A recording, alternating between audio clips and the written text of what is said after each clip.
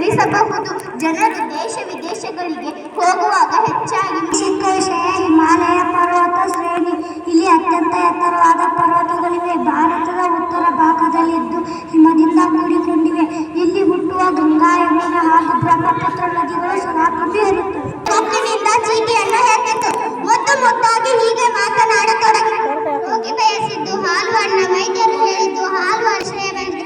ಈಗ ಎಲ್ಲರ ಕೈಯಲ್ಲಿ ಇರುವುದು ಮೊಬೈಲ್. ಇದರ ಮೂಲಕ ಜಗತ್ತಿನ ಜನರು ವಿಚಾರ ವಿನಿಮಯ ಮಾಡಿಕೊಳ್ಳಬಹುದು.